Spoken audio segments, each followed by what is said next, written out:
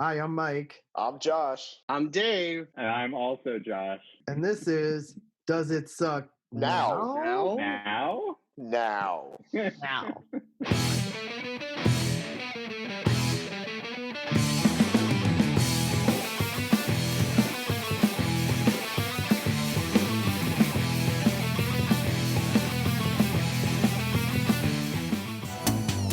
You can feel the wind is rising, baby, now the truth is here. Out of the dark that's coming, baby, all the things you feel. We better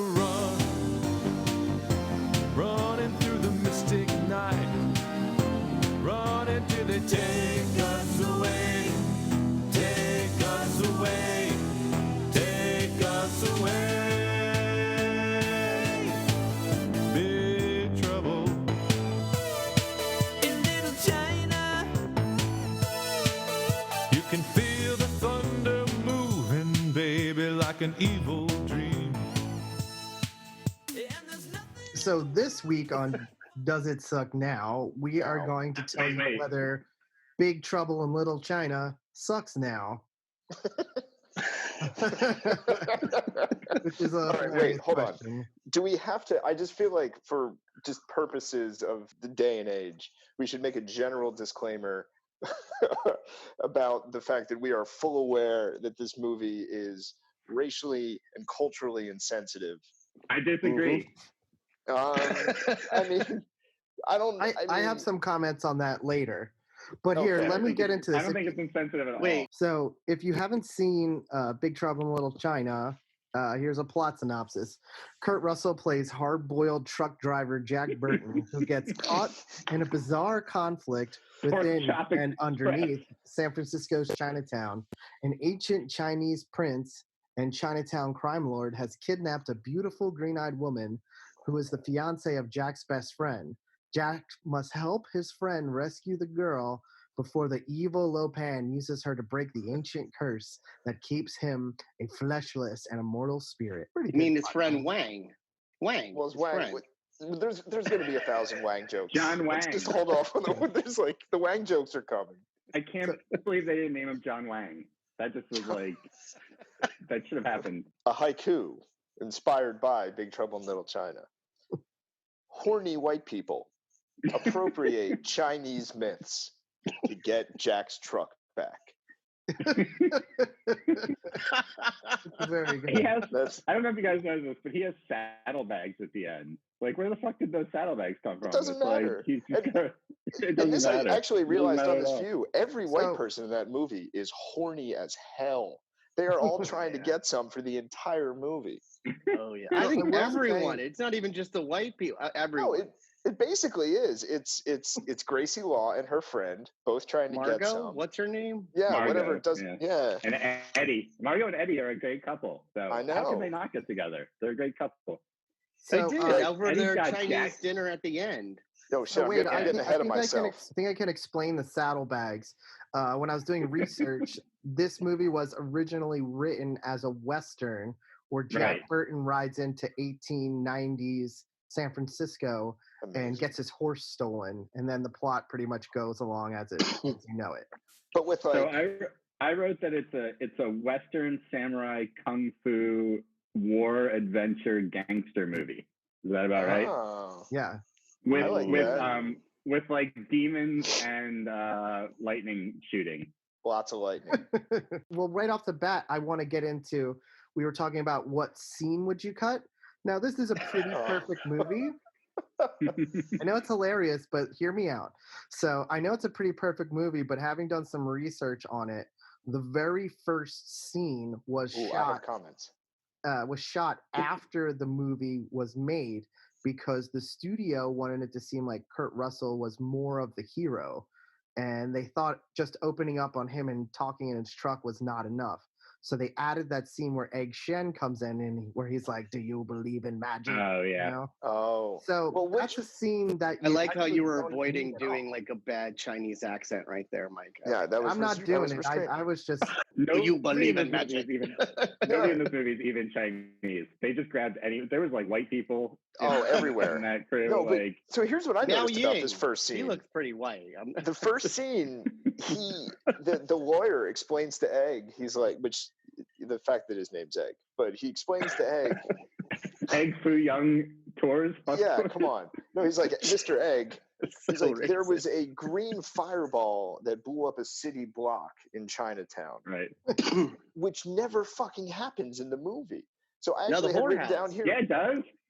it doesn't blow anything up. It just Oh, it opens doesn't up blow and the it whole block. sucks but- So the it people. appears, yeah. No, it just sucks 3 people up through holes in the roof, which we will get to. So at the end, it does the whole building does blow up. We Oh, just it don't does? see it. So maybe it was a green cloud or whatever. All right, okay. I Oh was like, wait, this- wait. The first scene, he's like, "If I'm gonna represent you, Egg, yeah, you got to tell me because the green thing and Jack Burton, and you leave Jack Burton alone." That was like the best thing. I don't No, know. He's- Dave is doing the accent. He's just I'm going trying for to it. get it a little accurate. Whatever. I So- like that guy, and so, Yeah. and I want to know what happened at the trial. I don't think it was a trial. Yeah, I agree with Mike. We The just first scene dropped is the whole thing. it's bad and pointless. Because so Egg my at the end of the question is- movie is like, "Yo, I'm out. I did what I had to Otherwise- do." So the argument for that is that Egg's entrance would then be one of my favorite lines in the movie, which I wrote down. Egg is like sitting there like telling fortunes or whatever. He's like rolling the bones and the stuff or whatever. And him and the other dude are like, they're giving all the exposition, supernatural forces and all that shit. And she, and what's her name? So Kim Cattrall comes in and she sees Egg finishing up his fortune, and it's all like thunder and doom. And she says something like, "Have we never met before?" It's actually not the first time you see Egg either. Okay, that's what I was wondering. How else do you introduce him if you don't have that You first see him scene? when he's driving his tour bus, when Jack Burton runs him off Right. the road. Trying Oh, to, right. Yeah. Yeah, So, which Because is a he- great yeah, I- introduction. He does the best Right. line where he's like, "And it made here in this really nice Chinatown."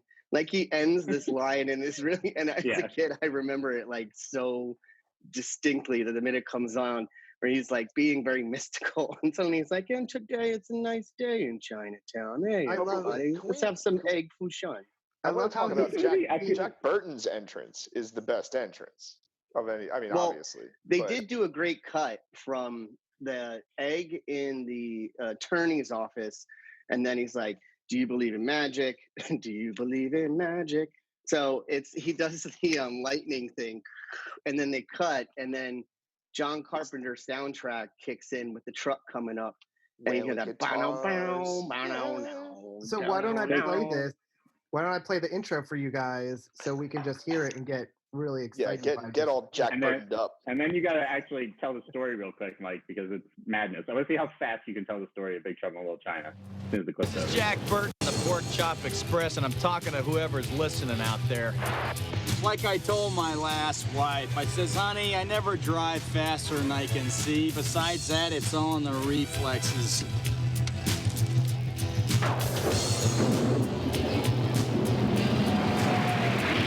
You just listen to the old Pork Chop Express and take his advice on a dark and stormy night, all right? When some wild-eyed 8-foot-tall maniac grabs your neck, taps the back of your favorite head up against a barroom wall, and he looks you crooked in the eye, and he asks you if you've paid your dues. Well, you just stare that big sucker right back in the eye, and you remember what old Jack Burton always says at a time like that. Have you paid your dues, Jack? Yes, sir. The check is in It's the a mail. fight That of a was my huge togie. That was my first porn movie quote. Like he's in a gay bar somewhere. You paid your dues, suck it. Yeah, Jack. That's The right. check's Let in me the play mail. mail. There, I was asking people on Facebook to write memories and comments about Big Trouble in Little China and like what they thought about it. And one of the comments was, let me bring it up here because it's really funny. Look at us. Involving fan participation already in our second episode. This is great. I love Well, this. it's good because we care about what the people think, We do. Yeah. We do care. not just what we think. Did anybody else write down dildo firecracker during the final battle? Because I did. Yes, dude. There's so much. There's so much. Dude, the guy's name is Dildo Wang. firecracker. It's Yeah. Egg fires at Dave Dave Lomaine. Dave. Lomaine. That's right. They calls him Dave the whole Hey, movie. He Dave. fires a Dave, and he misses by a fucking mile. He misses. Let's go. Let's talk about this movie. Let's talk about this All right. plot. Okay. So what are we waiting for right now? What are we doing? I'm bringing Michael's up a gonna- comment here Oh, from yes. from All a right, friend of so mine. whenever you read it, right? So Jack drives into Sit over, I'm town. gonna sit Yeah, next to Jack you. drives meets into up- the San Francisco wet market in 1986. It's Which is literally great. raining, so it's like Yeah. a wet market. No, Right. he's carrying live hogs and there's geese, and I'm like, the first thought is this is a fucking wet market in San Francisco in 1986. I It know. looks I so kept saying wholesome. that, Josh. I was like, oh my God, coronavirus. Yes, it's affected everything. I can't even watch this movie with the Every shot, I was like, live chickens. No. just don't kill the animals first. So we have to say who that is I because should say this is my wife Sarah. She's joined us for the podcast. What's up, Sarah? Podcast crashing. Gosh, Okay. you're so professional, Mike. She also likes Big Trouble in China. We watched it together last night. But So I you would say get one the- thing I noticed from the movie was that they stay up all night drinking and gambling They're that night, hammered. Yes, and they They have to be never go to hammered. sleep the whole not movie. once. No. it's 48 hours in Chinatown, It just really like is. the porn A Night in China. So wait, let me read this Deep comment. cut. I Deep love cut. I really Come love on, get to the opening fan market. comment already. So Sean Slaughterback, who is a friend of Bucky's cousin, you might know him as. He's not a he is Bucky's cousin. He is Bucky's cousin. So he said, one thing I noticed on a rewatch, the action in the movie starts in the early AM after a full night of drinking and gambling, and nobody sleeps during the duration of the film. Also, he says, not safe for work, but I remember a high school friend proposing the porno spoof, Big Trouble in Little Vagina. And then he posted an IMDb link in 2006. A movie called Big Trouble in Little Vagina did come out. Beautiful. There you go. Because Wow. no Art? good idea will go unfounded. So there's a When it line comes in to the movie where porniverse. No good porn title will go unmade. so in the movie, our friend David, the shapeshift or the like ghost wizard spirit evil demon gangster landowner dude says he needs a girl who can tame the burning blade. Just wanted to tell you guys that. Oh no, wait. There's so many. We need to like just It's devote in- 5 straight minutes for the Where dick is it? jokes. I have it. It's It's pages contain of the dick naked jokes. blade. The Burning No, Blade. the that- burning blade. The It's- burning blade. He It says needs to be naked in tamed. there somewhere. Naked Okay. burning, Definitely does, maybe, because Oh, Yeah. a Why girl not? brave enough to embrace the naked blade. I had subtitles go. on, motherfucker. there you go. It was the 80s. That's the first thing I said to my fiance on our first date, and it went well. Oh, but wait, all right. Okay. So hold Well, on. real All well. the action starts. I want to go back to Jack's initial bet with Wang, right? We all haven't of left the the act- first 10 minutes of this movie. I know. All right, I'm going to do it. Since nobody else is going to do it. So all of the wait, action starts So wait, when Jack and Wang. Wait, Jack I'm gonna and tell Wang the and a story bunch of real other guys are gambling, right? And Go for it. Jack cleans everybody out. Jack wins everything. And it's just him and Wang at the end, and Wang is going to chop the bottle in half, remember? Yeah, double or Okay. nothing. Double or nothing. So obviously he fails miserably because his mind, his body are going in different directions. They're different directions. Yeah. All right. Spirit. Wang is not aligned. Guys, Also, he's can I also just say that this movie doesn't suck, but it also really appeals to women. Like it has a lot of fans that are women that Oh, I agree. remember it growing up. And I don't know why. And I was trying to explain it to Mike when we were rewatching it, but I think it's because the Kim Cattrall character is like somehow really like spunky and relatable. He's awesome. I really don't know, but like Well, she's You an would think it was, like, independent woman who's a lawyer who moved to Chinatown in San thought she was Francisco. a Who doesn't reporter. relate to that? She a reporter? And She's she a works out of her lawyer. The other apartment. She's like Margot. Daredevil. Get your ladies right, Solo. Margot's the reporter. She's the Margot reporter. has curly hair. that's right. Kim There's has three blonde hair. women in this movie that have like actual characters. Mao None of which Ying, are who says I 3 mean, words. Yeah, I don't- yeah, I actual was gonna say, characters. the damsel character doesn't get to do much. I wish she had more to do, but she just kind of like is very blank as an actress. So hot. Kim too. Cattrall is amazing in this movie. She's She's so amazing. funny. She's like a classic like Hollywood starlet doing rat-a-tat-tat like goofball stuff. Like Yeah. she's so good. She's so good in this movie. She tries to bite David's finger. I'm just calling him David because I love it. It's his name. She tries His to name bite is his not finger, and me. they're like scared of her. Not me, folks. Awesome. It's not me. Yeah, and she doesn't want to hold Jack down. She gets it. She's like, this man's got to go. That's why him and Wang are so close. They're both like the wind. They just got to keep moving. She's an independent lady of the 80s, man. All right, so wait, let's we can All right, we can so I'm to gonna make guide this. that- I'm Really gonna talk tough. about let's talk about the airport where he meets Gracie Law. So Jack wait. Burton meets Gracie Law in But the they airport. make the bet. He We are doesn't 10 do the minutes bottle. into this movie right now. He doesn't get the bottle, and then Jack Burton's worried that his friend Wang is going to run away and not When give he him owes his him like double or nothing. $1,000. Yeah, He owes Yeah. him $1,147. 47. $47. 47. Yep. Yeah, 47. I wrote it down somewhere. And so he chases him. And so what? Now it's double that, so it's 2,000 So he- something. He gets him in the 3,000. truck, drives into the airport to pick up Meow Ying. Jack has another like John Wayne weird moment where he's like, "Yeah, that's the ticket. You got a girl from China. I dated a lot of girls from everywhere. I picked up ladies at truck stops and from here to Pismo Beach, but I never picked up a girl from China." And you're like, "Okay, Jack, all right, I get it." That's it. And then Horny white apparently people from a, everyone, then they get to the airport and everyone knows everyone in this airport except Jack knows no one. Because they're like, "Oh no, that's Gracie Law. Oh no, that's the Tu Wong Fu crew. No, that's the the Chang Sing. Oh no, wait, the killer. No. right. The Chang Sing's later. Sorry. The Chang Sing's one of the street gangs. That's a whole Yeah. Lords of Death. Weren't they Lords of Death? Lords of Death, yes, with the slit sunglasses. But every time I see it, I'm like, how the hell does anybody see out of those I sunglasses? know. And Mike and I were remembering that scene. Was Those that were the that two scene in notes. the airport or it wasn't? It was It was after. the airport. Yeah, That was in The the two alley. notes I have from the airport are the slit sunglasses, So- 80s, everybody had them, nobody could see anything. And also somebody got abducted in the glass trunk of a Firebird.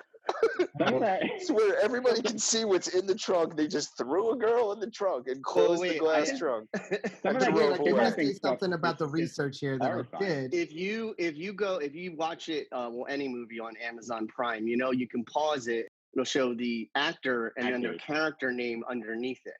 Oh, Yeah. So convenient. it showed Alright. the thugs, and we were reading them all as one name, and it was pretty funny. So the four thugs from the Lords of Death are Craig Nig One Ear, that's his name, Rummel Moore, Joe Lucky, and then Joe Jeff Lucky. Amata Needles. So we were doing it like that. But yeah, so Jeff Amata is Needles. He's the guy I think with the butterfly Slit knife. sunglasses. Rummel Moore, as most Asian stuntmen are called, Rummel. Wow, that is Joe Lucky. He's Joe Lucky, and then Craig is the guy with the slit sunglasses. He's One Ear. So No. I don't think they devoted much time to these gang names.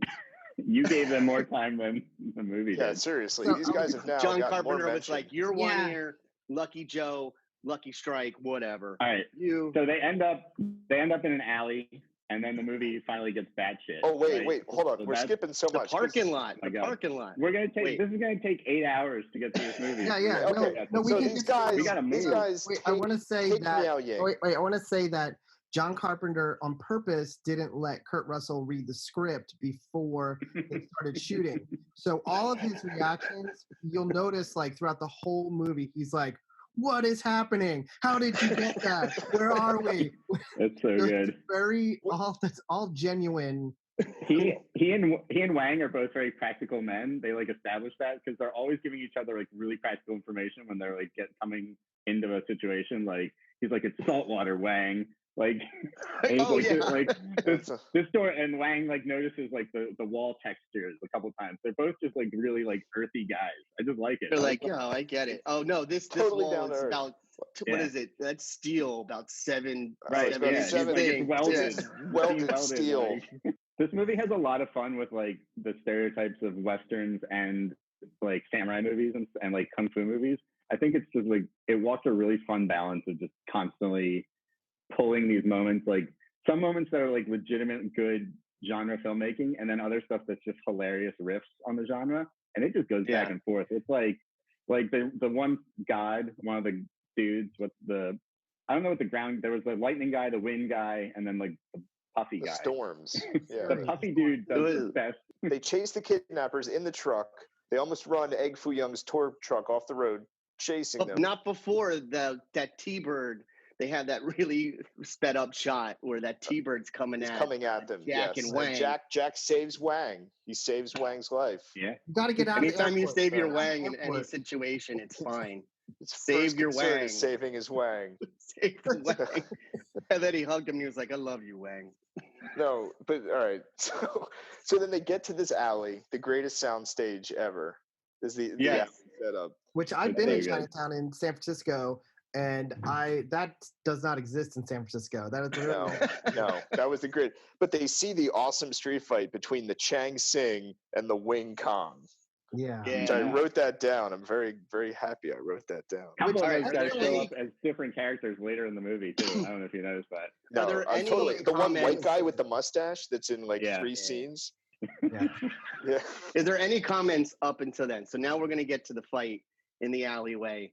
Like, I think we kind of hit it because my first thing in the alleyway, and I fucking love this movie. Like, grew up with it. And I was thinking about this. This is before really great kung fu from China broke through in like the movie world here. So you don't really get it, I think, until Matrix, and then you're having Jackie Chan break in, and that's like in the late 90s. So I always kind of use this as like my reference in my head as like, that's really great kung fu. I love it.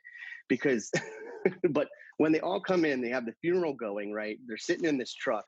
My first thing is how does nobody notice like this gigantic fucking truck in the middle of the street during the funeral? And all the other guys just literally are walking by it, and they're like, well, the Chang Sing use it as cover. Man.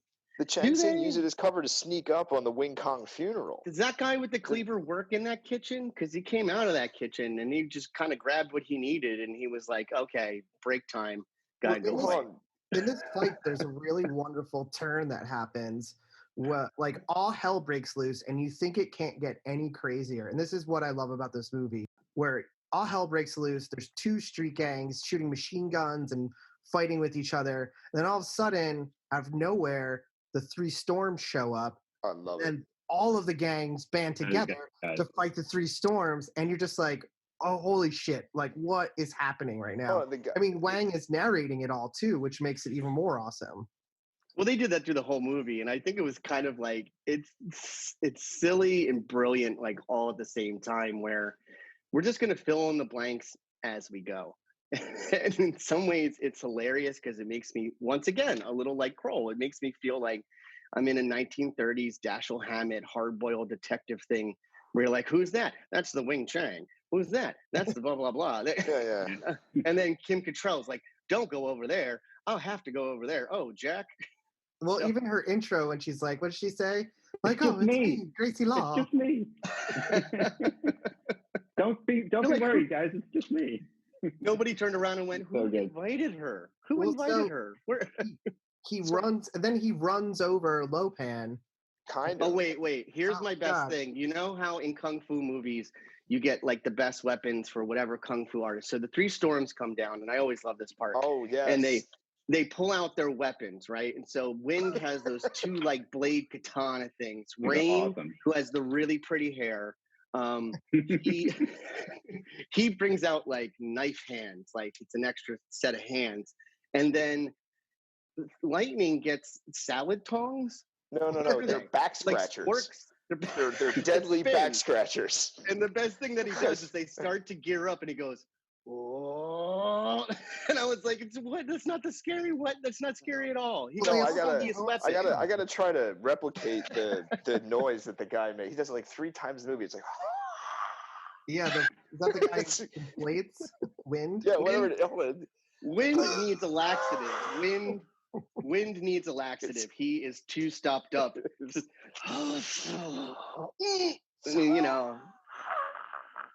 plop. I don't know. You have to, like, you got to find that the audio for that. Yeah, I'll- yeah. He I'll just sounds stop in. so backed up, like just. Oh God, he's holding too much in. I don't think that's healthy, especially as we literally- find out in the end. Yeah, I was gonna say, he literally explodes at the end of the movie, so that's I makes did sense. Not enough fiber, guys. Come on, we're all getting up there. Get up your fiber. The great tracking shot where the storms come down and then the guys band together to fight them, and Jack and Wang run over Lopan and they run away into another alley, and then something chases them back, and there's the shot where like it's just No, they just do a bodies circle. everywhere. Bodies just- Lords of everywhere, and Death, like the storms just cutting through everybody as they're like walking yeah. down the alley But behind they them. run into the Lords of Death first, and then they're like, "You looking Oh, for that's us, what Wang?" chases them back. Yeah, all right, okay. You're like, They're "No, just I'm like- not looking for you guys. Sorry." I get a lot of mileage out of Jack's just willingness to race into situations with no like thought at all about anything. Like he just drives in a big circle and he's like, "Fuck, just leave the truck, go." And they just Was leave there it. anything There's in no the reason- notes? Was there anything in the notes that Kurt Russell was kind of channeling John Wayne? Oh yeah, actually, Oh man, was hang there? on. Hang on, I'll play you a little clip of an interview with John Carpenter where he talks about that. Kurt read the script and wanted to play it, and at the time I said, "Well, what do you want to play? What do you got to play something here?" And he said, "Okay, I'll come up with something." And then we started shooting, and the second day he was doing it, I said, "It was John Wayne. You're playing John Wayne." And if you watch the movie, that's exactly, he's doing the same phrasing. He's just rolling his lines out like John Wayne used to do, just like this. And it's unbelievably funny. And we had a blast. That was one of the most fun experiences we had together. That was a blast to make. And what in particular about it made it so fun? Well, how can you not love a kung fu action ghost story set in modern day Chinatown? I mean, it's a blast. We had martial artists flying around. We had Kurt with his 80s hairdo playing John Wayne. It was just a lot of fun. No, I just finally figured it out because I'm like, all right, Jack Burton's backstory. Because I knew from our last time talking that Sprague was going to be like, I don't care about backstories, just go. And I was like, but for me, I was a little like, Jack Burton, where is he from? Who is he? We know he's from Sacramento. We know he's a fellow Californian. But where's that accent coming from? You know? So let me qualify that though. I don't care about backstory if it gets in the way of the plot's momentum. I like backstory that's doled out through what you learn about the character watching things happen. And that's where like, and things like the scene details, the mise en scène, like throwaway lines, I think are really good for character development. I like that stuff. I don't like being told what the backstory is because I automatically stop paying attention and don't care. Like as soon as you're like, well, but this movie does it. This movie does have a big exposition dump with Egg. Scene with Egg when he comes to the house and they all like wind up there at the same time and he's telling the fortune and everything and like, but they do it in such a heightened, funny way that they're like, all right, we're just going to do the exposition dump right here. It's going to be 2 minutes of movie, and then we're going to go right back to it. I promise you. I trust a movie that does that. I don't like a movie that has to keep reminding me of what it's telling me because then I'm like, no, just let me be in the movie, you know? I think this movie does that. It just goes, like Mike was kind of saying, like, it just goes up and up. Like, every next point of this movie is some wild shit. Like, there's so much going on. There's so much going on in every possible sequence. Like even the scene you were just talking about, Jack is in the background wearing a satin robe, yelling on the phone with his insurance company. Right. That's how you know he's from Sacramento. King Kong. They've been fighting for centuries. What does that mean?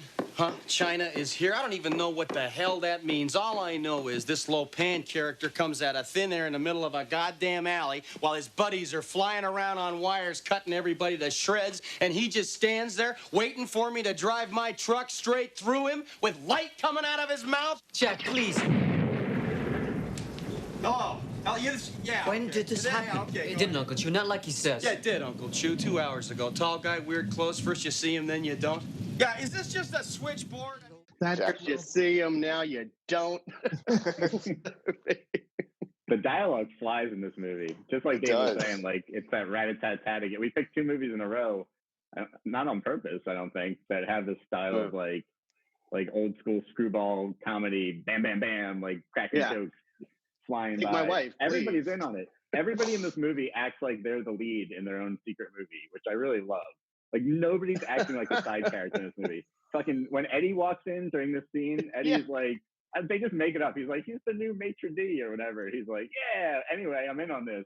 But he's in two sentences, he's like a hero of a movie just out of nowhere. Just like, I'm in. Let's go, guys. Great. Everybody like is like that. He like grabs a plate of food and he's like, oh, we're breaking into a place? Yeah, I'm in. Well, he also goes, oh, that was your truck?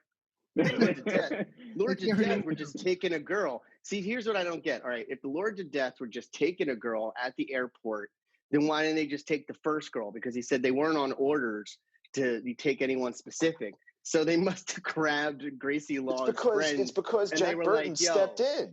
Jack Burton stepped in, got his ass kicked, so they left the first girl and grabbed Miao Ying instead. Oh, well, I thought they looked at her and they were like, "Oh no, we need a different one." All right. They don't know about the green eyes thing. That's the whole. So now let's get our heroes into the adventure. So now they got to go in.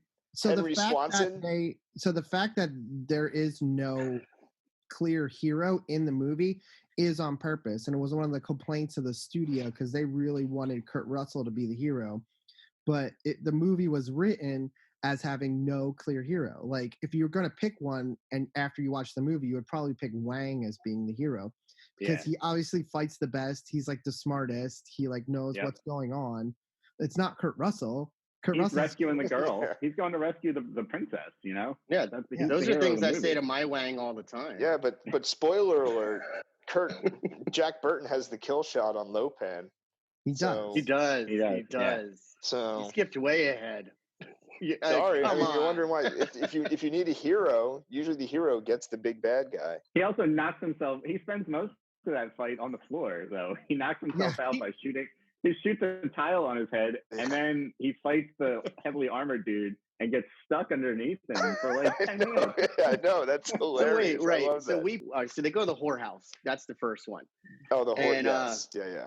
Act one coming to a close. Henry Swanson goes to a whorehouse. Who I was like, Emily goes, who's my fiance for people out there. Emily was watching it with me, and she said, "Yeah, Jack Burton kind of sounds like that guy from Parks and Rec." And I was like, "Ron Swanson?" And she was like, "Yeah." And I went, "Well, he does have an alias of Henry Swanson, who I guess in Jack's backstory was like, he was on the road, he met the Swanson brothers, you know, Henry and Ron out in Michigan somewhere." I'll play you a little clip of him as Henry Swanson, which is Henry Swanson is great. How do you do, ma'am? Henry Swanson's my name, and excitement's my game. Cash or charge? Oh, gosh, cash, I guess. I mean, it's not deductible, is it? Excitement's my game. That giggle's amazing.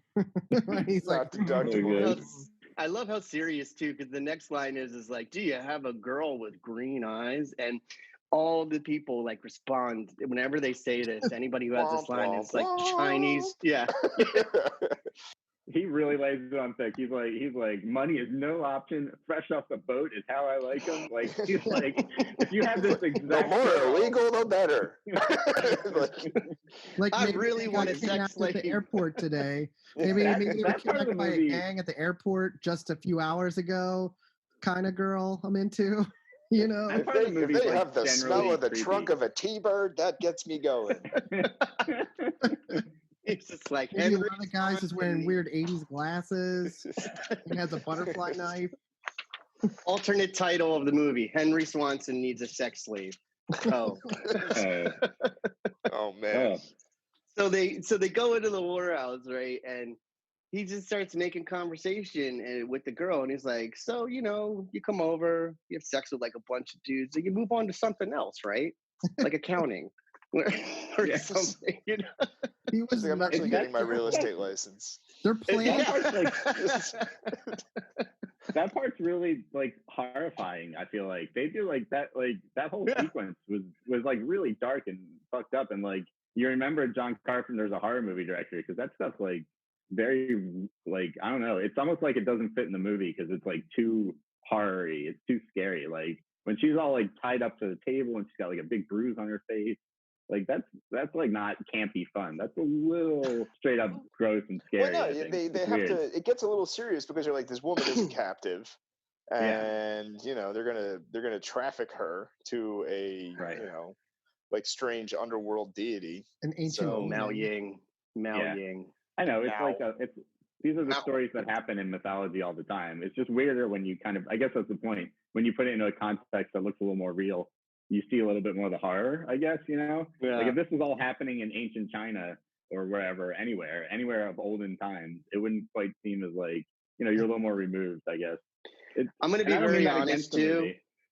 Whenever this movie was on, if it was on like Prism or HBO or Cinemax, as a kid, when you look for stuff with boobies, that scene where the the lightning is coming down and all of them are running out and they have no clothes on, when you're just like a 10-year-old, you're like, oh. Yeah, but it's like I like this. It's like a 3-second boob blitz, and then it's over. Yeah, I mean, why don't you? That's just all you like- needed. That's all you see. You kids don't understand out there with your internet now and all the porn you want. We had to wait There's for it. so much. We had to There's wait. so much money. There's so many people. There's so many people in that brothel. That place It is. jumping. There's just One of the so things many I Clown did cars do- of hookers out of every room, just you like can tell that's emptying into the selective. hallway. One of the no. things, There was a conference in Chinatown, a real estate conference. Accountants. Accountants. And they're all like, "Hey, we gotta go. Oh, get out of here! Make my pants on." And then the storms come through the roof, right? And one then of they the things I take really her. remember Connie, hold my calls. when the lightning guy first comes to the roof and there's that explosion, and then the madam flies through the door. She flies so far. Oh, It's she's just like dead. boom, and it's like She's "Ah!" dead for sure. They It launched a almost lot of as people in good. this movie. Almost as good as when the truck in the alley runs through the three storms and they have Yeah. that cartoon moment with, I think, Rain, where they all get out of the way and then he goes, oh, Yeah. he gets does a front flipped, flip like, over the so entire far. truck. I know. Hello. It's like, what just happened? Flying around on wires, like Jack Burton Oh, said. man. Mao Ying gets kidnapped. And now they get back. This is one of the best scenes where they get back and it's raining and they're all wet. And Jack once again is going, "What the hell is going on?" I was Well, there there's a- for some underage sex, and There's a hilarious joke in there where I think Jack was. Oh, go ahead, Mike. Sorry. there's a hilarious joke in there where they all come into Kim Cattrall's apartment and he goes, "Where the hell are we?" And then she says like, "It's my office." And he like, I don't know, he makes some joke of like, "You live in your office." No, you sleep here. He like sits in the reclining chair and it goes all the way back. He's like, "What do you sleep here?" Yeah, he he reclines. It was a joke that I never heard before in the movie where I was just like, He says, "Wait, I thought I wrote this one down." He says something. Oh, he says something like, "I feel like I'm the odd man out here," or something like that. Isn't that what you're talking about? That scene? Or am I mixing up scenes? I think that was in the restaurant because they go, "You are." Yeah. And Kim Cattrall and Margot fit in so well, of course. Well, Like, Margot I gets don't- pulled what into is- this because she is literally the only reporter in the city that will believe Gracie Law on the story. And she admits that straight off the bat, which I love. Yeah. She's Like trying to she's get her the big only break. person that will listen to me. Literally, that's how I know her. "Oh, so we should get to their amazing plan," which is another hilarious plan because they keep coming up with like plan like their plans so far. It's like, "Oh, well, what will we do? I'll dress up in these funny glasses and go to a whorehouse and then act like a cop the whole time." And we'll What are we going to do? totally get We're going to spotted. go in there and we're going to get them. Yeah. And then the next scene America. is like, "Oh, so me and you, Wang, we'll pretend to be with the phone company, just like we are in the middle of the night. And we'll just go in there and be like, we're with the phone company. I have a phone in my hand." Like, I'm we're going to carry a rotary phone and we're going to walk in the front door. yeah. And I they just, love like, the one. Go ahead, Mike. say a bunch of phone company things. Like, "Where's the junction box? Oh, it's got to be down here." Oh. It's like the guys are just like, "We know." They just let him in because it's like, They "Oh, just yeah, let him we knew right you were in. coming." And They're They like, sound like go ahead. Well, no, but they're like, oh, They they're gonna sound go like- into the booby trap elevator, right? All right, yeah, Yeah. okay, that's fine. Just let them they go. sound like two teenagers trying to buy alcohol. Yeah. They're Yeah. just like, it's okay. I'm 45. Can I have some of this Schlitz, please? What Oh, a my day I had mustache at my adult job today. I could sure use some alcohol to unwind. I do love how Wang does add. He's like, I think they bought it, Jack. Well, wait, before that, Wang and there's a Jack scene- are such kindred spirits. They both are like always enthusiastically willing to jump in. They give it their all. They love to gamble and drink all night, and they both fucking love America. And they're like two sides of the same coin. Oh, They're Jack just like says the it same early guys. in the movie during the gambling sequence. I even wrote this quote down. He was like, Wang, you and I are just a couple of guys, racial differences notwithstanding. Californians. He says we're Oh, both just some Californians, that's right. Californians. Racial differences, but it was the racial differences notwithstanding. I'm like, all right, disclaimer. I don't know why you had to. When they What are you drink going the to say potion- now? When they drink the that's what- potion to yeah. get strong, there's like a little thing in there. God, I And know. Wang's like, God bless, like the stars and stripes, and then it's so annoying. He's just like, yeah, He America. says, May the wings of liberty never lose a feather. Yeah. Such a good quote. And then they're like, yes, we are brothers for life. We're in this, yo. Well, Anyway, there's But when they more of do that, and when they do that, and Wang, obviously Wang coming out of nowhere, she's like, you can't go in there, it's cutthroat and blah blah blah. And he goes, yes, I can. You waltzing in and out of there like the wind. My mind and my spirit are one. And she goes, he's ready. She goes, I would go in there, but, and he goes, we know there's a problem with your face. Let's go, Wang. I knew it. I love that. Back. Because she says at the restaurant or the brothel, she says, I can't go in there because they know my face and they'll want to smash it or something like that. So he was like making a reference to that.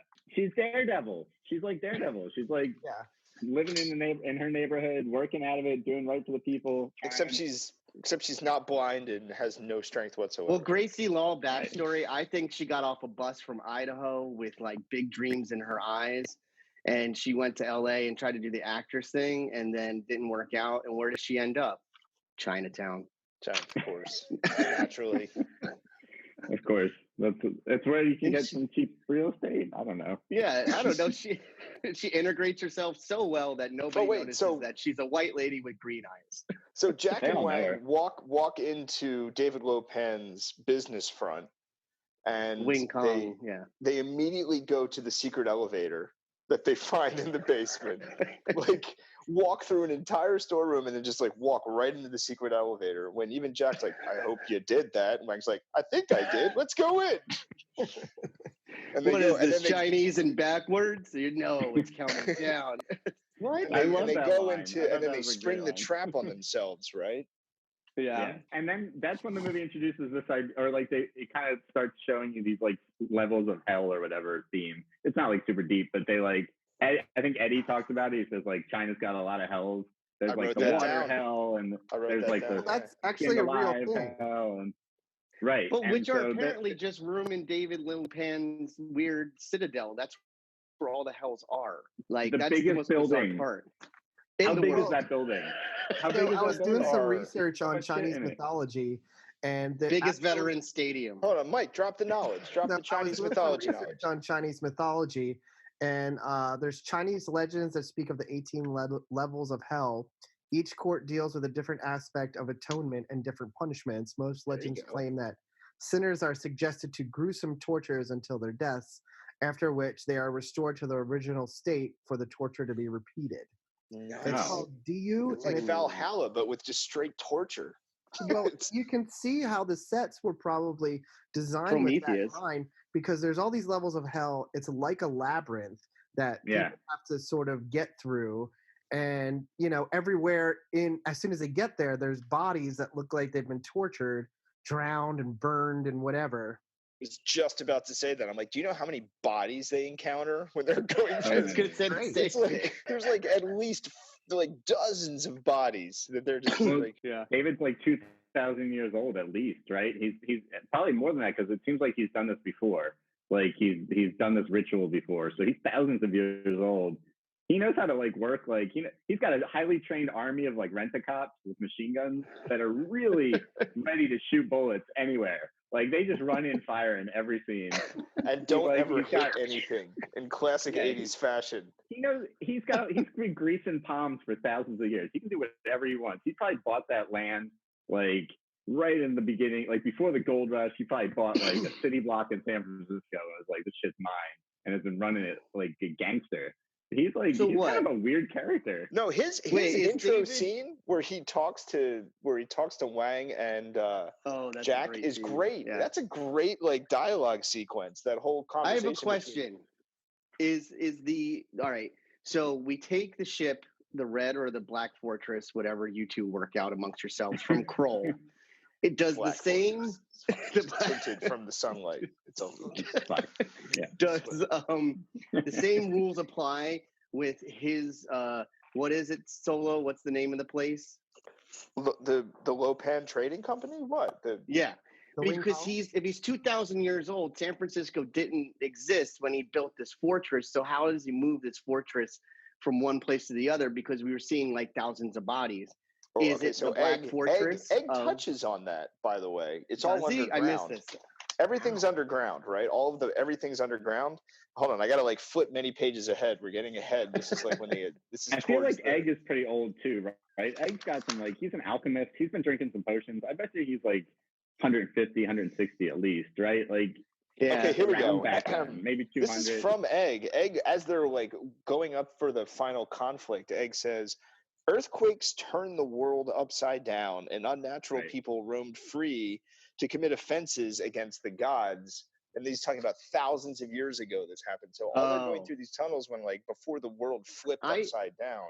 I thought he said 1,000 years ago, and I was like, nah, just 1,000? Maybe.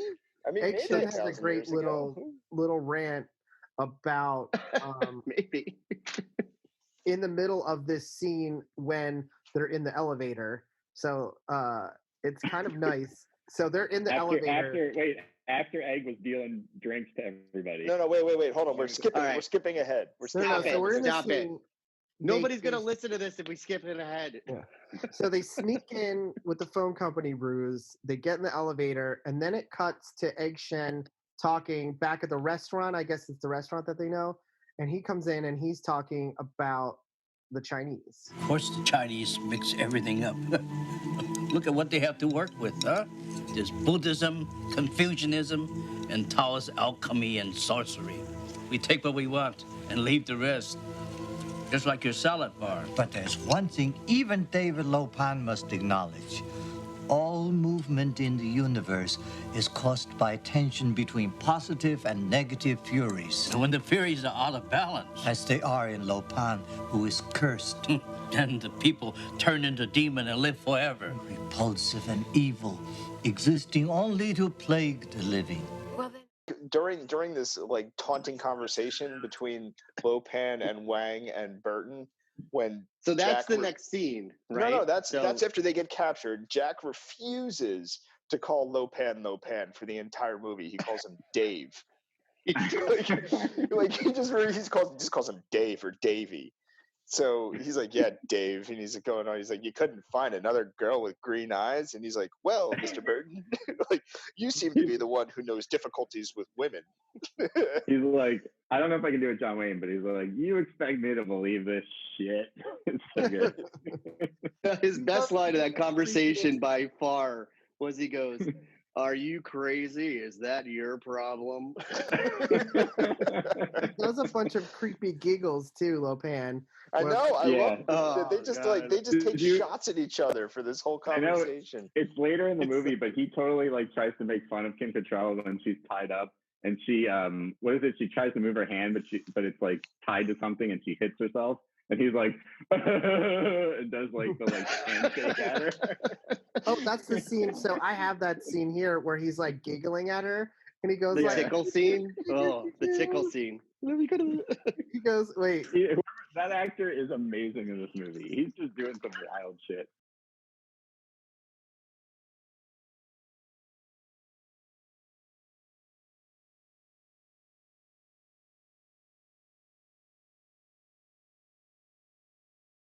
He's going. That scene is amazing. Oh God, He's it's so good in that funny and scene. so creepy. The two of After them. 2,000 years, after 2,000 years, David Lopan's into some freaky sex shit. I mean, he's done it so all. weird. Guys He into wants baby his shit. chicks to grab the naked burning blade. Of course, he's into some freaky stuff. So they somehow they escape. I And do they want to say escape. they escape. No, Yeah, They How escape with the fuck- help of Jack Burton's trusty boot knife, which should be Yeah. a character in itself. I kept a whole separate column of notes, and I am so happy we're Here with finally you here. maniacs. Because I want to see there is that a whole disgusting side drug flesh in my peddler notes David devoted to Lopan in Jack person. Burton's boot knife. This character Cowards in itself afraid to is see an whole unarmed fucking girl movie. one-on-one There's so hug. many Love it. He does details better when it's in where his boot. he rolls down backwards in the wheelchair when he finally escapes the prison, and then he has to push. That scene is so cool. He has to push himself back up in the wheelchair, Forearm run strength, away where from he's it. just like with his And forearms. even the way he gets Why? out of the wheelchair is so Yeah, good. but It's why such a why character can't he stuff. just keep rolling the wheelchair after he gets up? Why does he have to go there and then push the No. wheelchair back? So I get it. He just crashes? wants to get out of it. He's so scared. He just wants to get out of it. You don't want to fall down that hole. That hole was like some crazy shit going on down there. There was like demons wailing or something. Like you don't want to fall down that hole. I also have a question. Sure. Can Lopan marry anyone with green eyes? Because then Yes, he apparently. could have married Yeah. Eric Sermon, the green-eyed bandit. Oh, You know what I mean? nice, good one. Yeah. Did you write that or did you wing that one? I was thinking about that one. It came to me Yeah, because I got 5 mics. that's in the mail. They have to pass the taming of the fire blade or whatever it was. That was the key thing. You had to have green eyes and pass that. So My that guess was is when that he's like, there have been others. Oh, Yeah. Mr. Buckton, there have Right. been others. And Oh, they're wait, like, so- oh, shit. This So wait, takes me to their they- other genius plan, which is when they break. Well, they get out. No, go ahead, they, Mike. they sorry. break into where all the girls are being held captive, and then How have do they to fight- find that? I don't know, man. They just took the elevator up, and they were like, "Oh shit!" So the There's a plan. picture and a button of naked girls. They're like, there. Yes. So wait, their other genius plan is to walk right up to the door of the prison while what is it? Eddie's holding a gun to Wang's head, and he's like, "I'm gonna." No, Wang's got Other way Eddie around. hostage. Other way Oh, Wang's around. got Yeah. Eddie hostage. And he's Yeah. like, "I'm gonna blow his head off," and It's so I'm like funny. sitting there like, they don't know who these fucking people are at all. I know. No, and they- Jack is, those- by the way, hand over hand sneaking under them on the catwalk. Like Ninja Warrior, which I do like. Like- I do like that part. I like that part of the plan. But it is funny. Like Eddie plays it straight though. He's committed to it. He's like, oh no, this guy. Like you guys know me, right? Like save me. Those guys are not buying it for a second. They just come out ready. They're like fighting. No, but the girls are. but It was the most. all- It's the most Yeah. one-sided fight because the girls come out and they're ready to go, and they Yeah. just dodge a couple. They faint, and then it's like when they hit those 2 girls. I don't know why this is the only part. In the rest of the movie, a hit never lands so hard as to when you see Wang or Eddie go boom, boom, smack. And then you almost feel the thud of the girl, and you kind of go, "Oh man, that's a woman you're hitting." Oh man, He just knocks the whap. one woman like over the edge of the railing, through the railing. Oh yeah, on she top. did. And they seem to just fall down into this like bottomless pit, which is like, Yeah. what? Where Yeah. are they? It's just. I guess you really got to protect your sex workers. Like they're kind of like in, yeah. There's Sex- just nothing there. They're in that thing from X-Men that they keep Magneto in. They're Right. it's just Like like by a- itself, yeah, yeah, on a stilts. cube in the middle of no, yeah. That set was very like Rambo or Kickbox or Bloodsport. It just felt. Oh, yeah. Like one of Oh, those. totally. No, I love this. I love the part of that where Jack runs through and like shoots at all the locks with his Mac 10, and they don't even move or nothing happens. And then he just rips the gate open And everybody afterwards. screams. Oh, question: how does Wang suddenly become so good at kung fu? Never. He got He's his- always got been his- good he- at kung fu, Yeah. man. He got his mind and his spirit. He was always good at it, but he was out Yeah, of whack. he And got then his gets body shit together, and you know? his mind He was- aligned. he was juvenated. He lost it. Then he got juvenated again. He was rejuvenated. Because like, and also for the people who can't know, the people don't know that we're doing this on Zoom. Josh Sprague was putting his hands together in some sort of chi sign thing there. Yeah. And it was very funny. That's And what I feel happened. bad that you can't see it. Wang runs a circle up a wall, like around Yeah, like a loop. I love that. In Yeah. like the dungeon fight, which is awesome. And then one of the sidekick guys that they like pick up on the adventure, one of like the good guys, he does this like amazing double kick where he like runs and he jumps and like runs across two guys' faces, but in like real time. It's like a real stunt, and it's awesome. It's just so cool. Yeah. Cool. I loved it. I also like Rain's fan kicks. Like Rain does that. Like he is always using his cape. He's the pretty one with the long hair, by the way. So he does this little like, and then he does fan kick, and then he's like, "I'm Rain." But I've never seen water come out of his hands, by the way. But wait, He has the same wind thing. I think he's wind, isn't he? So they rescue all these women, just to bring it back. I'm just bringing it back. They do. So and then We're they rescue halfway through this movie.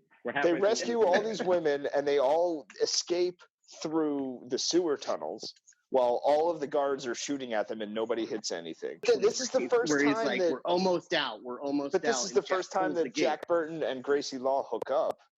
Is in that sequence where Gracie is like, everybody come. Not yet. They don't hook up. They just are rubbing each other in the tunnel. Wrong. Like, do you consider making out with tongue hooking up? Yes. Well, no, he kisses her. Then they hook up in the tunnels, Dave, because it happens. And then she's like, no. And then they get a little further, and he's like, you gotta stop rubbing your body against me. No. He pops up and kisses her hard. Hold on, wait. And then he's like, Time out. I'm sorry, You guys- I'm just thrilled to be alive.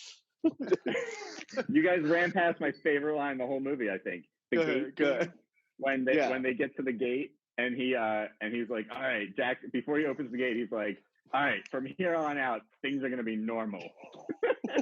Storefronts, clerks, and he people opens the with fish. door, and it's like he's like, we're gonna run through. He opens the door, and it's just all the bad guys. No, that's after the sequence where he's like, okay. I'm just No, this it's is like Gracie like in the tunnel while they're all wet. When he pops up, he's the last one to come through, and she's worried that he didn't make it. And he pops up and he just like plants That's a a kiss good right on her, joke. and he's like, I'm sorry, I'm just thrilled to be alive. That's a good joke they do with the names, because she's like, whoever comes up, she's like, she thinks it's the person who's going to be next. Like they run that whole like sequence. Exactly. And that's when we discover that Wang is fucking amazing at Kung He's a Fu. badass. I wrote Yeah. that in my notes. Yeah. And that Jack, One of many times Jack is worthless in a fight. Less he than a is. minute. He doesn't have one combat fight in the movie in like a big way. He went down and he's like, my gun doesn't work. I'll take out my knife. Oops, my knife. And then No, which is hilarious too when he jumps earlier in their foray into Lopan's trading company, he does shoot a couple of guys with the gun and then looks shocked. And the one guy that's with him is like, Eddie's like, is that the first time you plug somebody? A person apparently I the need to know Navy about in Eddie. Chinatown I has wanna know killed about many people. You can feel the wind is rising, baby. Now the truth is here. Out of the dark they're coming, baby. All the things you feel. We better run, running through the mystic night, running till they take us away, take us away, take us away. Big trouble. as everybody's escaping, Gracie gets grabbed by a random hairy hand. That She pulls her stared at into a him a tunnel. long time too. She stared at that. I was She like, really does. Come on. He's like, What's that? Rich. Oh no. There are multiple monsters in this movie, which you don't even get until like 3/4 of the way through the movie. There's like the one that grabs the guy in the sewer. Oh wait, There's the I hairy have so monster. many The notes big about bug. that. Hold on, we gotta wait till So wait, before you do that, the name of the monster that grabs Gracie Law, this was how quick they did this. Sewer monster. That's it. Sewer Yeah. That's the Sewer name. monster. But sewer monster has a role in this movie larger does. than a lot of other It does. characters. He does. Well, I think John and Carpenter. Eyeball Mouth have huge roles in this movie in the next acts coming up. I love God. the eyeball thing. I love that thing. I was waiting to talk about that. I love that. As thing. they're leaving too, I love how I wrote, "Good thing Egg brought a bus." No, but this is what Mike was talking about earlier. They all escape in the bus, and then the fucking security guards come running out and just unload 1,000 rounds at the bus at point blank range, and don't hit anybody. They really Everybody didn't hire. gets away safe. None of these guys are ex-military. None of these, they're just bam, bam, bam, bam, bam, bam, bam. It's very reminiscent of Star Wars stormtroopers, like blasting at the Millennium Falcon and just like missing everybody by miles. That's what it looks like. The bus is 20 feet from the front door. The security guards are 5 feet from the front door. They shoot probably 350 rounds. And the walls nobody on that gets hit. bus are paper thin too. That's like aluminum. That's like really thin aluminum that is not stopping any bullets. Yeah. They would have all And been Dax dead, doesn't even. but- Dax just like, we're good. Everybody's good. Yeah, we made it. He says it way too soon. Like, we made it. Yeah. Where's Gracie? They're not even on the bus yet. They're like, we're out of here. And that's Yeah. when they start planning the revenge trip, which is Immediately. Oh man. Immediately. Yeah, like I said, nobody sleeps. Like, as soon as they party, he gets to San Francisco, he parties all night and gets wasted with Wang, wins all this money, and then Wang's like, let's go to the airport. And then just shit starts, and they never go to sleep. They do eat a lot of food, though. I will say, like, the food in this movie looks so delicious. It makes me want, like, just a bowl of noodles. I was dying. We're not doing any like takeout or anything in my household, and I was looking at that bowl of noodles with some real hunger. Even the guy that's eating the fish that hands it to Jack yeah, when they I get to know. the I was kind of like, I kind of want a bite. I'll get some of your smoked fish. Looks delicious. Jack's not completely good. disgusted. He's just not quite ready for it. Maybe I'll drop that. Maybe I'll drop that sound effect in. But when he takes a bite of that fish, it sounds delicious. Like the Foley artist really does. It's like a carrot meets a crispy cucumber, but it tastes like white fish. Like the Foley artist was just like finishing the scene. He's like, "Ah, shit, I need something to like that sounds like eating a fish," and he just took like I don't know, like a Like hoagie crispy or lettuce. something. Yeah. It was like half lettuce, but it was really wet too. Like I'm trying to think of something that's maybe he really I'm telling you, it's like a pickle or a cucumber. Yeah, I would say that's a good one. maybe he was like really eating some sushi. And he like got sushi and he was just really eating, like taking a bite of a fish. Okay. He takes the bite of the face though. That's a different level. Oh, but wait. So, I don't know what so they're eating in they those all go restaurant to scenes either. Yeah, they all go go to to Egg's house to get ready for the revenge trip back to get Gracie. Right, that's the This whole. is the and then second Gracie scene and Mao of Ying. everybody at a Meow, house yeah. making a plan. And It's like we're just gonna go right back, and like Egg flips open the sewer hatch in his kitchen floor, and it's a fire pole to hell. You don't have one of those? Just So like, wait, let's go. this is where my research kind of came in because the guy Richard Edlund, who did the special effects, also did Ghostbusters. Oh, so I was perfect. noticing that there Shout out to is- him. The special effects in this movie are amazing. They're like, I know they're not like beautiful, like realistic, photorealistic CGI, but they're just perfect, like movie effects. This is like to me, this is like the peak of like movie effects is this era where like there's a little bit of like digital manipulation, but not much. And it was just cool. Like I just loved it. The lightning looked amazing. Every time that dude had lightning like curling up his body, it looked fucking awesome.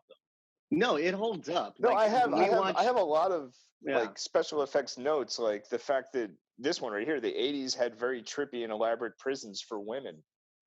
It really did. That was like a whole thing in the 80s. I don't want to go down that road, but man, you So, could. man. So And which everything was coked up when they wrote it. They were like, then they get out of there and they go right back in.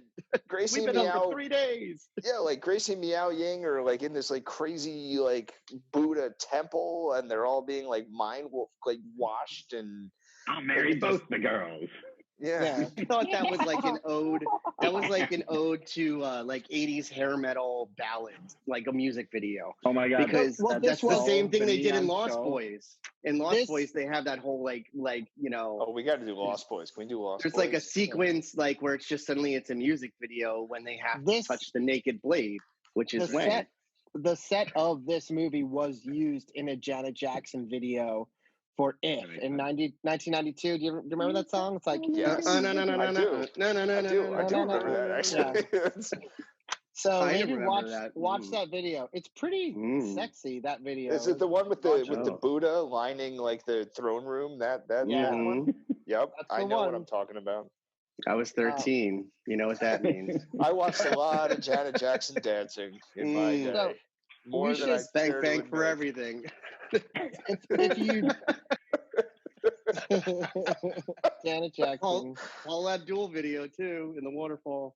Oh, okay. All right. Let's not. Yeah. It's fine. We got to stay focused. It's hard to stay focused. We could do it. We could do it. Wait, hold on. So Egg drops one of the greatest. The sequence when they're going to fight the final battle. And they have one umbrella. They're trying to, because it's raining the whole movie, and I even have a note where it says, "How many John Carpenter movies is it raining for the entire movie?" It rains so much in this movie. And I feel like it's like 80-90% of John Carpenter movies is raining for the entire movie. Yeah. Oh, I have a little quote for. All right, so like you said, But you know, it's brave. What is it? The brave man like to feel nature on his. Brave man likes to feel nature on his face, but a wise man has enough sense to get out of the rain. Yes. Yeah, Egg. Nice one. Yeah, Egg. Thank you, when, Egg. When Dave tells Jack, he's like, "Shut up, Mr. Burton. You're not put on this world to get it." That's a good line too. Yeah, which he doesn't quite on purpose. I made a little joke out of, so when they're in the tunnels, and you can talk about the tunnels in a second, but they finally all gear up. They're gonna go after the girls. They get into the tunnels, and then they do the whole 80s hair metal, music video thing where the girls have to touch the naked burning blade, right? And they do. But it's after the crazy knife show, the crazy shirtless. Oh my god, the puppy dude gets some like Stanley Kubrick kind of shots, like really wide angle. He's wind, yeah. Him like doing all his moves. It's awesome. Like Carpenter was like, "This dude's awesome. We're just gonna put him in here doing some shit." Well, after all that pomp and circumstance, they all lift up the girls magically, and they touch a light bulb that flickers, and then they come down. Dragon Ball. And here's they what David the Dragon Balls. They cut. Oh, Wang. So, David Lopan goes, "They survived the burning blade, tame the savage heart," and I added and changed my light bulb. So apparently that's why he sends girls with green eyes up there. It's just like, can you get that? That's when he'll marry. That's when he's gonna decide he's gonna marry them both, right? And now, but then sacrifice Gracie. Shout out to David Lopan Taylor, by the way. I don't know if you guys noticed the scene like before the wedding. David Lopan's Taylor is like making Lopan like a crazy awesome wizard gown to get married in. He's already got the girls in like brand new outfits. That dude is working fucking hard. Just shout out to David Lopan's Taylor. Well, and you love job. that scene too, where they're like finally Jack and all them. So they go through the tunnels, and that's when we see that weird like beetle creature eat one of the guys, and he throws the little like his little pebble ball thing. He said, "You shall not come back." Yeah, and he goes, "What? And that was probably a natural reaction. So you're telling me that Kurt Russell showed up that what day? Did not come back?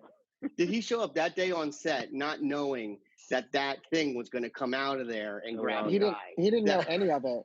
Well, the script, honestly, a lot of the script was on a need to know basis. There was a scene when who's the sword fighter guy? Is that Wind? Yes. Yeah. Rain, No, that's yeah. Rain. Rain. So he Rain is has the nice hair. Rain conditions. Yeah. Okay, so he is fighting with Wang, the great sword fight. So they all drink the potion, and then Wang and him are having an amazing fight on wires. I'm feeling pretty good right now. I'm feeling kind of invincible right now. Feel pretty good. You guys feeling good? I have a really positive attitude about this. It was like the I first love when they time start all any grabbing one each of other us, on the yeah, shoulders. feeling It has something. one of the greatest Jack Burton lines okay. of the whole movie is when Wang's like, he's like, I'm going to use my what is it? I have a 6 demon bag here. And he's like, that's sensational, Wang. What's in it? Let me finish my story about Wang and Rain. So the script was on such a need to know basis that Carpenter told the guy who was playing Rain that you should play this seriously. This is a serious fight. So they're fighting on the wires, and he's just like putting his all into acting, and they're just going back and forth and back and forth. And then there's that part where Wang raises his eyebrows and gives him like a Yeah, it's so good. Waka waka. And he said that he was so thrown off in the scene that he almost thought that they should cut that he ruined the scene. Like he didn't realize. And then afterwards, John Carpenter tells him that scene was supposed to be played for comedy, and he was like, "Oh." Basically, he was saying it would have been funny if he knew that it was supposed to. If he wasn't perfect.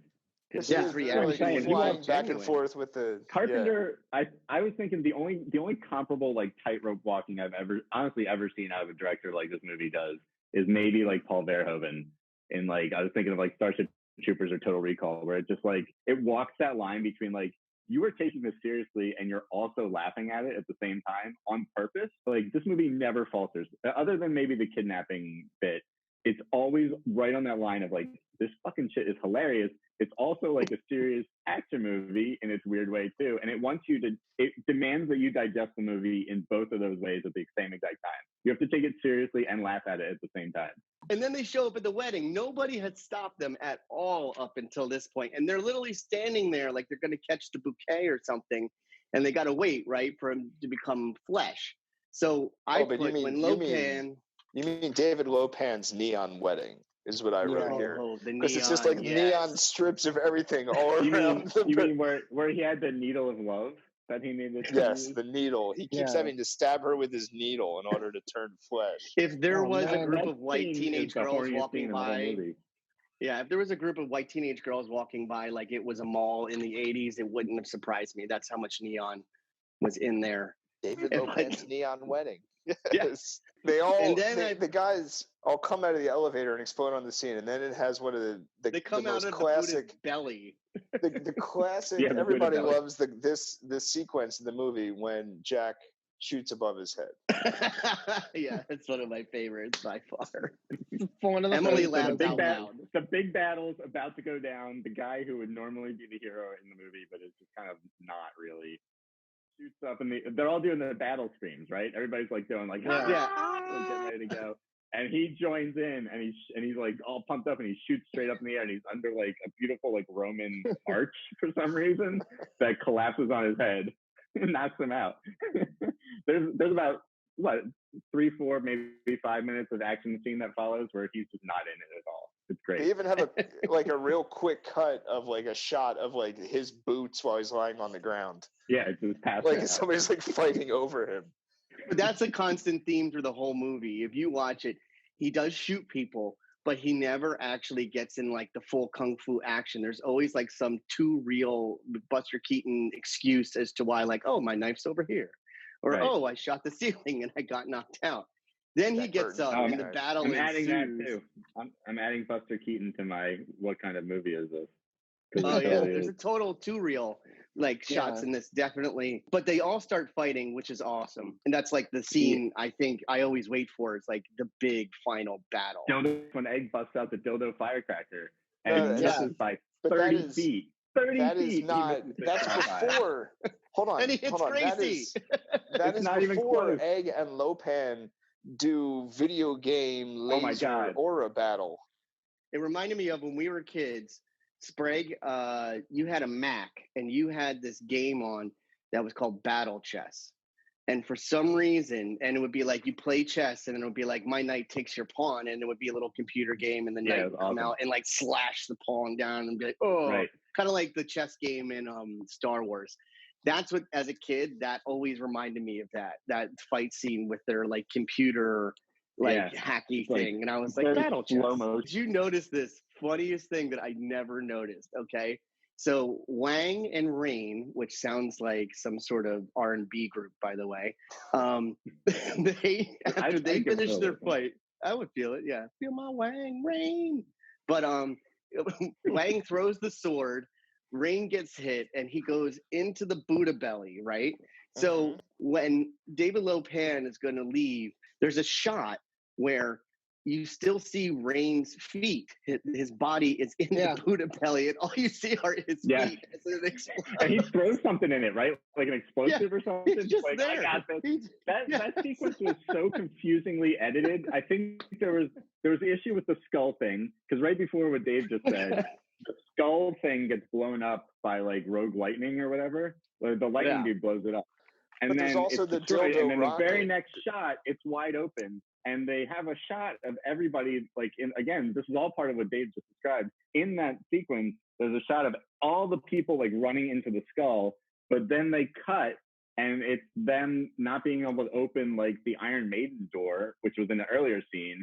But then they go to the Buddha Iron belly. Maiden door, yeah. Then they go to the Buddha belly, which is like maybe the Iron Maiden door, but maybe not. You can't really tell depending on the shot you see it is.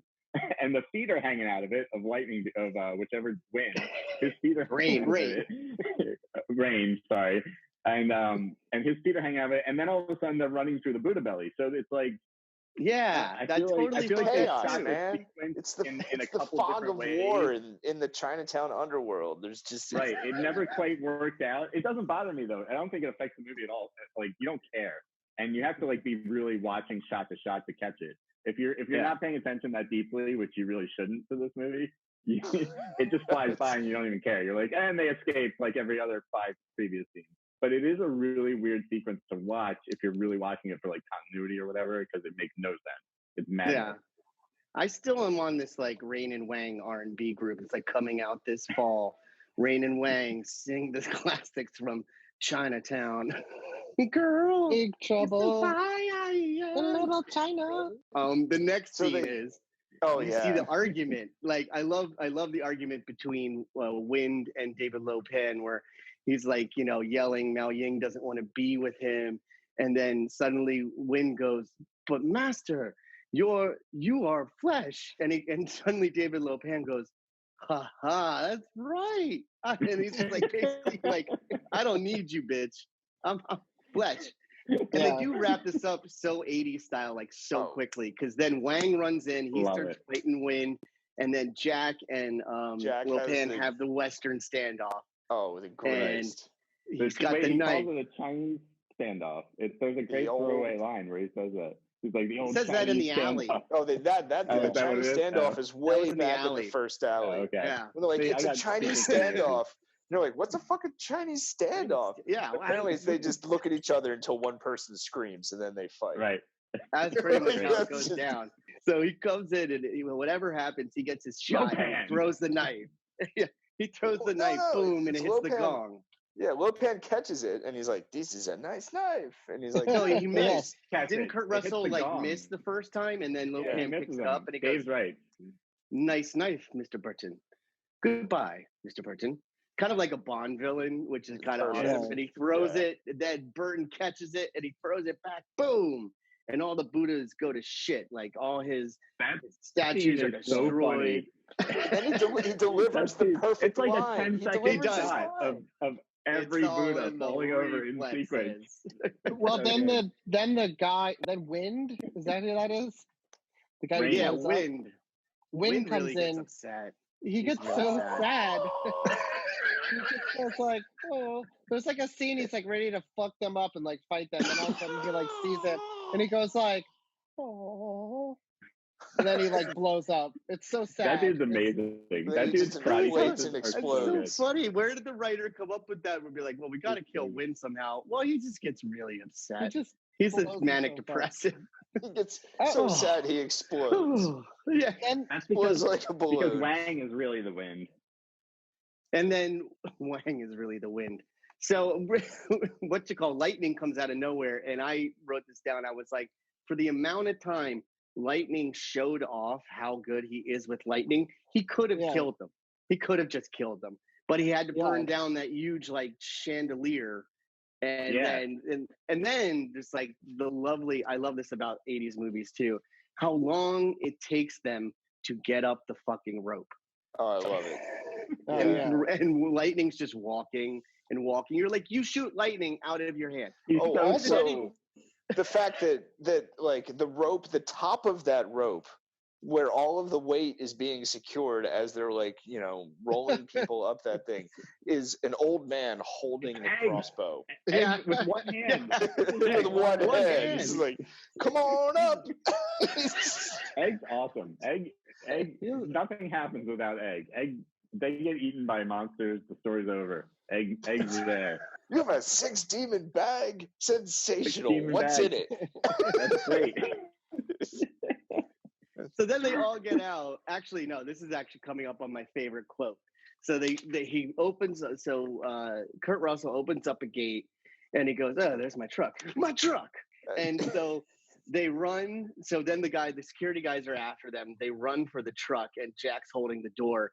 He lets the door go. Once again, the security guys line up like an execution. Start shooting. To get into a firing line. Yeah, they don't. Just they are a death squad, is what they are. And man, is he running so fast. And so he gets in there. They have the joke about the keys. He starts the car, and she goes, "What's that?" And he goes, 6.9 on the Richter scale. That was like, yeah.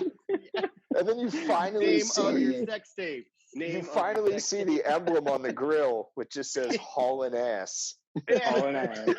As it goes through I was gonna say, I saw this movie in a theater like last year, maybe. I took a friend to see it who had never seen it. I was like, oh my God, we're going to see it. We saw it there's a theater in Baltimore that's the oldest pure movie theater in America, I think. It's like, cool. It was never like anything else. It was just a movie theater for like 120 years. And they have like old fashioned seats. So we go to, and they show old movies. So I was like, you guys see Big Trouble in Little China. It's amazing.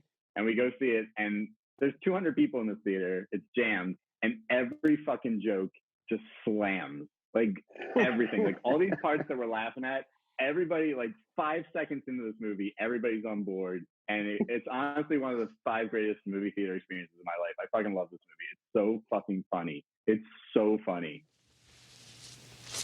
Well, last chance. I'm a rich man now. Give up the open road, sell my truck, settle down. Couldn't have that on my conscience. The only way it might work is if you buy a bigger truck. One with a cozy little apartment in back, just big enough for 2. Sounds pretty great. But you know something? Sooner or later, I rub everybody the wrong way, and... Well, let me think about it.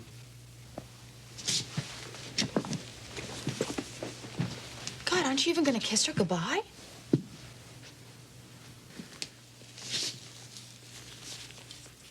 No. And He's so like, yeah, I Jack would have goes checked your to sources. Help me find a Jack name goes for to it. leave. He said. What does she say? Margot says to Jack as Jack's leaving, and she goes, "You're not even going to kiss her?" And he goes, Yeah, you're not even gonna kiss her goodbye? "No." Nope. Nope. And he throws the saddlebags over his shoulder. Yeah, but Saddlebags. even before that, it's like one of those Han Solo. It's like a Han Solo and Princess Leia moment, where you know when she's like, you know, I love you. I know, and so they go through this whole thing where she's like, you know, are you gonna stay in San Francisco? And he's like, no, definitely not. He's like, and then she's like, well, you could, you know, buy a bigger truck with like a bigger cabin for 2 people, and then we could. And he's like, people just like get annoyed by me eventually. I rub people the wrong way eventually. So yeah, she even tries to like come up with a plan for them. It's like, you get a big truck, I could be in the truck, we're driving around, banging, and I'd watch that movie. Yeah, but he was like Gracie and Jack.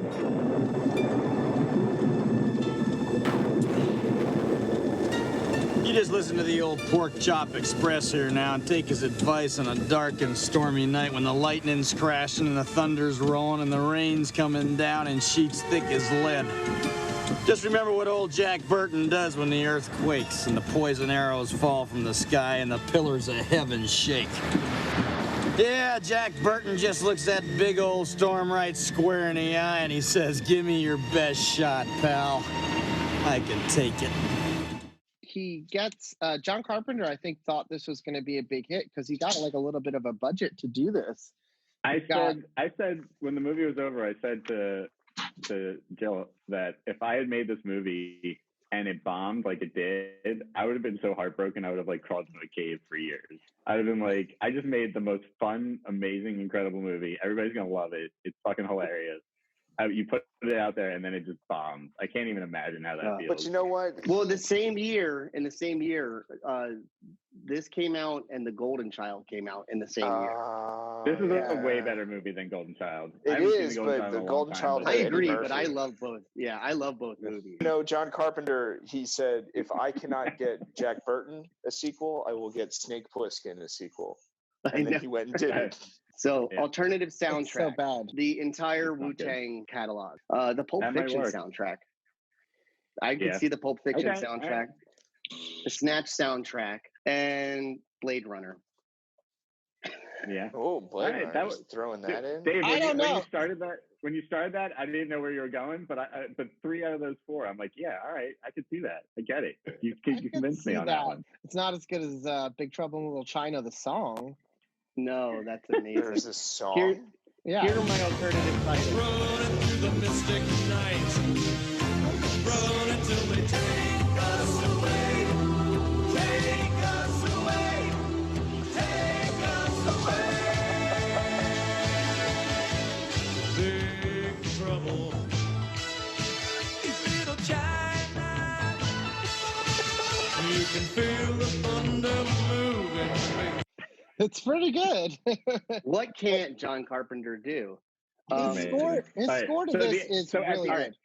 How much do you think this movie was made for? $25 million. Dave? I'm not gonna say because I already I listened to that one too. I'm gonna double it. I'm gonna say it had a $50 million budget. Whoa. Josh Sprague is right. $25 million. Bam. How much do you think it grows? How much do you think it made at the box office? 12. It made 11 million. Pretty close. Bam. Yeah. Time for the question, Mike.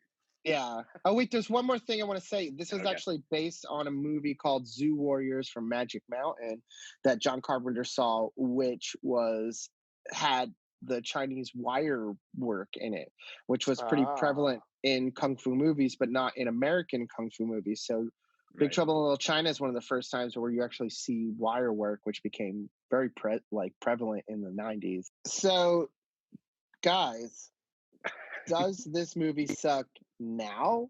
Like, if you went and saw this movie, not as a kid, you went and saw this movie last week, like you were saying, Josh, you went to theater and saw this. Like, does it suck? Would you recommend it to people? Like, genuinely, not like with a caveat. It does not suck now. This is Dave Gugino, Mike's brother, speaking.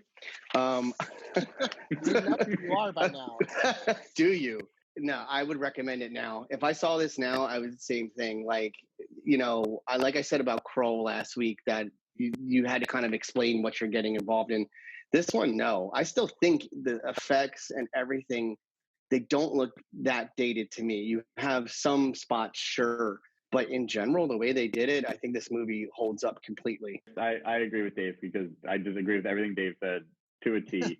And I think this movie, like, I want to call it perfect. I think that, like I said, the kidnapping is a little, like, weirdly too serious, but that might just be because of, like, how much more we know about that in the real world than maybe we did as kids in the 80s. And it was just a damsel in distress. So that's not really the movie's fault.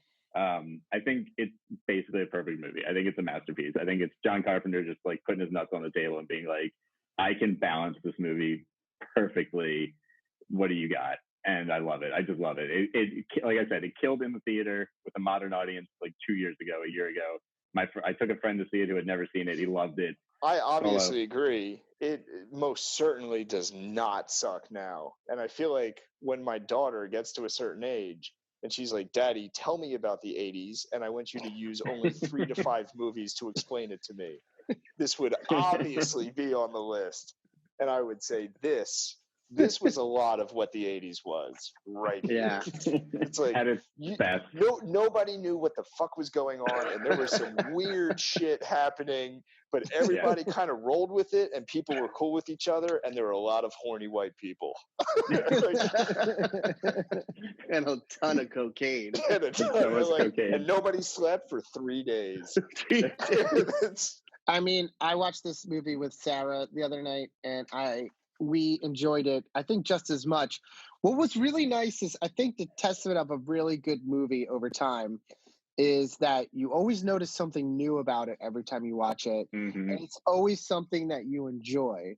And there was definitely a lot more. I noticed a lot more about the sexual tension. There was definitely like a little more darkness in it. I got more of the jokes. There was a lot of just throwaway jokes. But I also got like, I think watching it as a kid, I was like, this is a Kurt Russell vehicle. But this time, after doing all the research, I really watched all the other actors in it, and I really thought of it more as an ensemble cast of. It totally is. Yeah. Like they just, it's just a good adventure movie.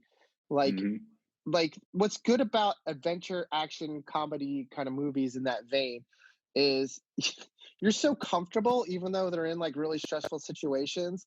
Like they're tied up in wheelchairs in a prison, and I'm just totally comfortable. I'm not like freaking out. Like, how are they going to get out of this? Jack Burton's going to make it out of here. He's got a trusty boot knife. Like it's going to be fine. Yeah. So we all pretty much agree. I asked people for their opinion on Facebook, maybe comments. All of the comments, I'm not going to read most of them. I think I read some of them. Thank you. Almost all of the comments were, this movie is incredible. It's still good. There's no way. And I was trying to think of how to explain that, where it's just like the title of the show is Does It Suck Now? This movie, if you just say the title, people go, oh, no. That movie does not suck. No, it definitely does not suck. But I think it's good to take a critical look at movies that you love and are still good. So we can like take this movie that obviously doesn't suck and then compare it to a movie like we did Kroll, which we said was awesome, but had caveats to it where you have to explain. Right. But then the next movie I think we're talking about doing is Beastmaster, which is one that just kept coming up, which could be a potentially difficult to get through. We don't know yet. We need some divisiveness. So far, I know. We need to find a movie that might actually suck upon second viewing. So I think this was a nice ride for us. I think we're all feeling good after this, pretty psyched as we go into the next movie where we might potentially get into trouble. Big trouble. Good. Big trouble. I actually told Emily when we were talking about Beastmaster, she'd never heard of it, of course. And I said, here's what I remember. And you can leave the listeners a little tidbit. It's like Tarzan and Aquaman combined. God, that sounds so gross. Okay, I think we gotta leave it there. Yeah, that was perfect. Well done, Dave. Jesus. All I'm thinking is like,